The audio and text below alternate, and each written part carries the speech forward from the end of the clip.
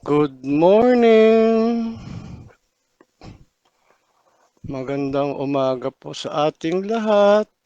Sana po ay maganda ang gising natin at tayo ay masigla at handang harapin ang araw na binigay sa atin ng Diyos. Ngayon po ay April 8, 2025 at nasa 98 days na tayo ng ating Bible reading and devotion for this year. Okay, so it's 6:05 in 6:04. All right. So ang aking devotion po ngayong umaga ay ito po yung third part ng Psalms chapter 89. Kahapon po diniscuss ni Brother Jules yung second part, yung verses 19 to 37. Yung aking reference verses po is nasa verses 38 to 52. Habang binabasa ko po itong kabuuan ng Psalms chapter 89, nararamdaman ko kung gaano kabuti ng ating Panginoon.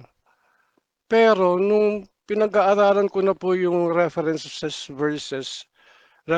verses ko, biglang nagkaroon ng transition as if God abandoned His promises. So, habang naghihintay pa po tayong kasama, inaanyayahan ko po kayo na basahin natin yung ating reference verse at damhin po natin yung nasa sa loobin ni Ethan. Time check. 6:06 na po. Let's start po. Let's have a short prayer. Ama naming Diyos na lubhang makapangyarihan sa lahat. Maraming salamat po sa binigay mong umaga sa amin, umagang kay ganda. Maraming salamat po sa patuloy na pagbibigay mo sa amin ng buhay. Patuloy na paggagabay mo sa amin, O Lord, sa aming mga ginagawa sa araw-araw, O Lord. Ikaw ang Diyos na makapangyarihan.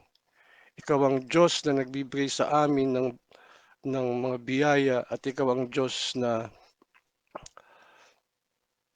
pag-ibig, O Lord. Lord, patuloy niyo po kaming gabayan sa aming devotion this morning. Let your Holy Spirit move us and your wisdom be upon us, O Lord. At kung ano man po ang aming nararamdaman ngayong umaga, kung mabibigat ang aming kalooban, meron kaming hindi magandang iniisip, meron kaming hindi magandang nagagawa, O Lord, alisin mo po ito sa aming mga puso. Ikaw po ang maglinis dito at ikaw ang patuloy na maging gabay namin sa aming buhay. At paalala sa amin na ikaw ang tunay na makapangyarihan na nagbibigay ng solusyon sa anumang problema ang pinagdadaanan namin ngayon, O Lord. Patuloy na hinihingi namin ang iyong pagpapala at ang iyong guidance, Lord. Maraming salamat po sa umagang ito. In Jesus' name, Amen. Okay. May mga pagkakataon na malinaw nating nakikita yung mga blessing at saka yung faithfulness ng ating Panginoon. Pero may mga sandali naman na pakiramdam natin na parang iniwan na tayo ng ating Panginoon. Hindi kasi natin maunawaan yung plano niya. Now, ito yung nasa Psalms yung Psalms 89. Sino ba yung sumulat ng Psalms 89? Siya po ay si Ethan, isang Levite na ang Levite po kasi yung set apart by God for religious duties, primarily to assist the priest in the temple and oversee various aspects of worship. So hindi lahat ng Levites ay mga priests. Karamihan sa kanila ay mga skilled musicians.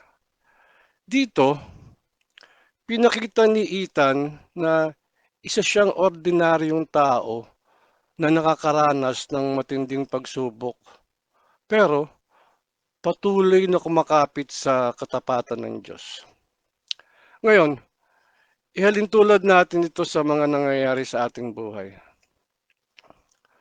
Dumarating sa buhay natin yung ganitong pagkakataon na yung mga prayer natin hindi sinasagot, kinalimutan na ba ako ng Diyos?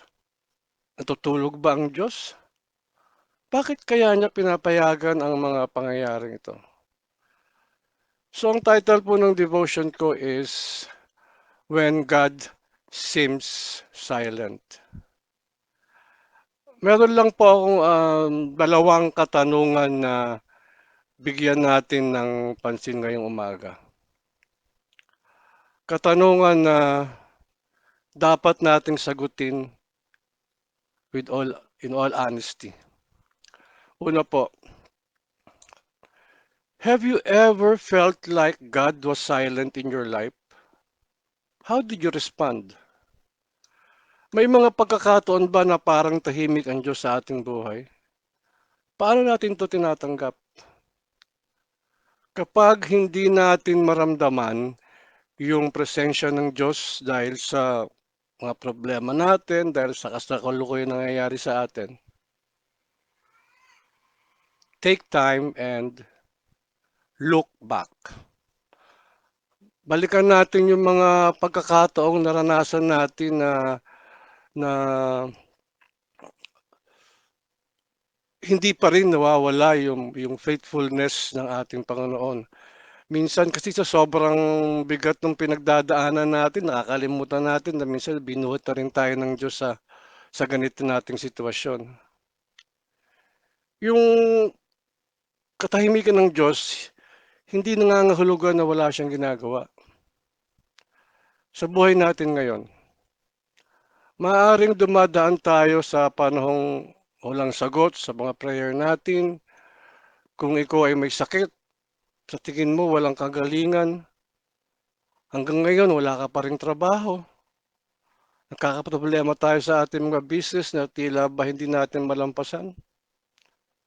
May mga problema ka sa iyong family. Walang malinaw na direksyon yung buhay natin. At yung mga nangyayari sa paligid natin, parang tila taliwas sa mga pangakong binigay sa atin ng Diyos. Pero huwag kang bibitaw.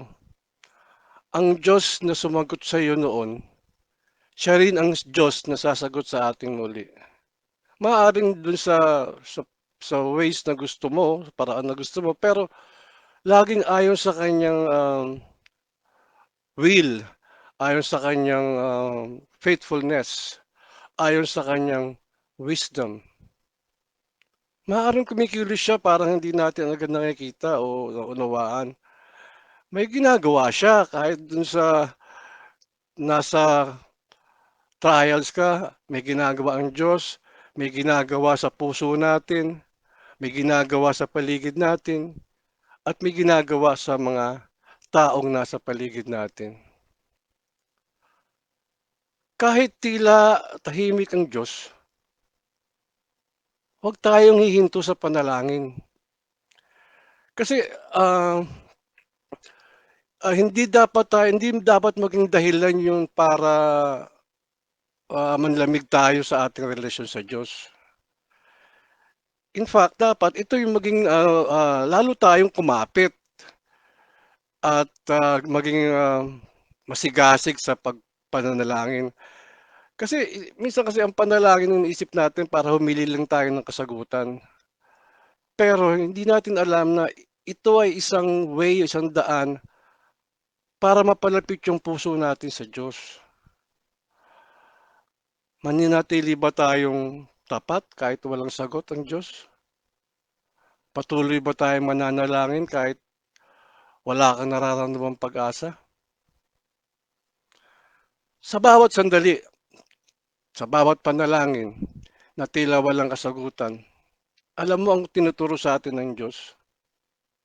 Tinuturuan tayong maghintay, magtiwala, at umasa na siya ay tapat at mapagmahal magpakailanman. and siya ay tunay na makapangyarihan. If we continue to pray even when God seems silent, ipinapakita natin na kilala natin na ating Diyos na sinasamba. Ang Diyos na hindi natutulog, ang Diyos na may plano, at ang Diyos na laging kumikilos sa ating sa tamang panahon. Ikaw ba? Paano ka tumutugon kapag pakiramdam mo ay tahimik ang Diyos sa iyong buhay? Second question. How can we strengthen our trust in God even when circumstances are difficult? Paano mo mapapalakas yung pagtitiwala mo sa Diyos kahit mahirap ang mga sitwasyon mo ngayon? Marami tayong bagay na hindi nauunawaan, yung mga pagsubok, yung mga desisyon na mahirap gawin na tila tahimik ang Diyos. Madalas kasi sinusubukan nating unawain yung bawat detalye ng buhay gamit yung ating sariling pag-iisip eh. Kasi bilang tao, may limitasyon yung ating pag-iisip. Kapag hindi natin maintindihan kung bakit may nangyayari, hindi ka nais-nais sa ating buhay, dapat natin tandaan na may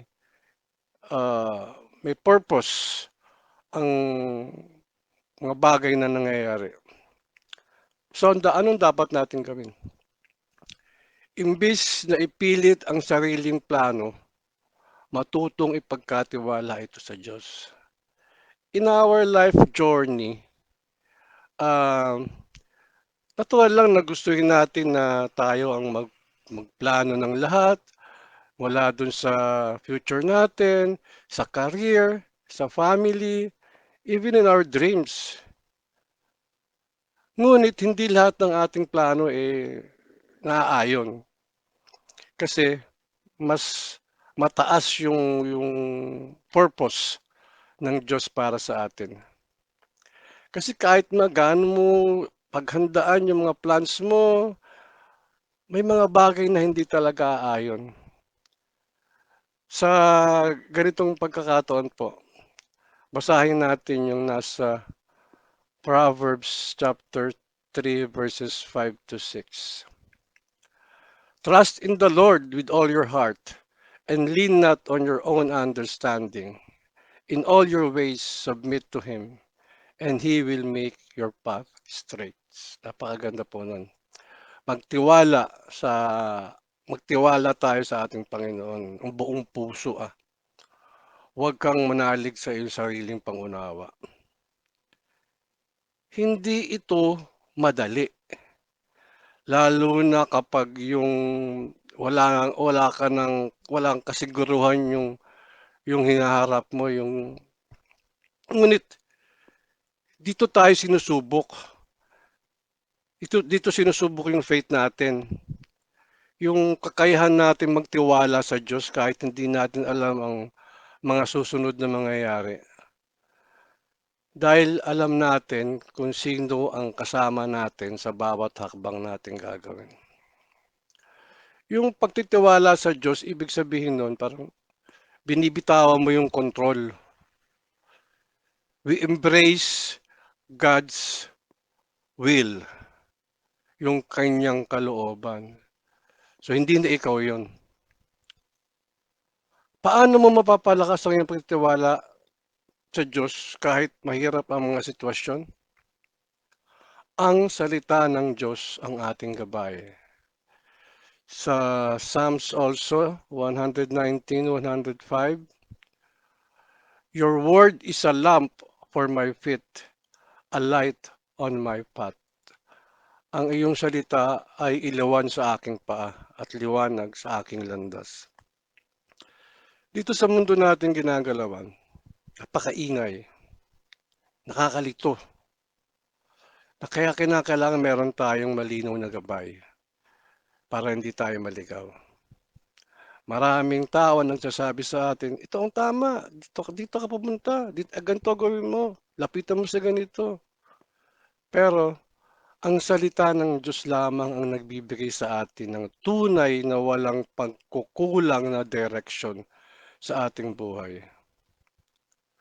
Pag tayo nagbabasa ng Bible, nagpe-pray, ang boses na naririnig natin ay ang boses ng Diyos, isang boses ng pag-ibig, boses ng understanding, the voice of truth. Sa gitna ng mga question natin, desisyon na mahirap gawin, ang salita ng Diyos ang magbibigay sa atin ng tamang landas. Para siyang compass na magbibigay sa atin ng direction. Paano mo mapapalakas ang iyong pagtitiwala sa Diyos kahit mahirap ang mga sitwasyon? Huwag din natin kakalimutan na meron tayong mga small group. Isang spiritual family na itinalaga ng Diyos upang samahan tayo sa ating journey. Hindi natin kailangan harapin yung mga pagsubok ng mag-isa. God gave us this community para palakasin tayo. Alalayan tayo sa ating mga pinagdadaanan at samahan tayo sa panalangin. Marami sa atin ang nasa ganitong kalagayan. At inaamin ko po na isa na po ako doon. Isang testimony na rin po ito ng aking buhay. Ngunit ipinakita at pinarinig sa atin ng Diyos ang kanyang mga salita. Sa gitna ng anumang pagsubok, manatili tayong matatag. Kumapit sa kanyang mga pangako at alalahanin natin ng Diyos ay Diyos ng pag-asa, pagpapala at tagumpay. Sa aking pagtatapos po, yung basahin po natin yung last verse ng ating reference verse. Purihin ang Panginoon magpakailanman. Amen and amen. Praise be to the Lord forever and ever. Amen and amen. Maraming salamat po sa pagsama niyo sa akin ngayong umaga.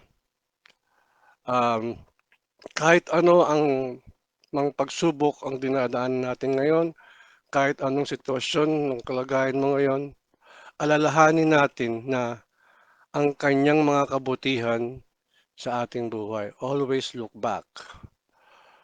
We have to continue to pray and read His Word.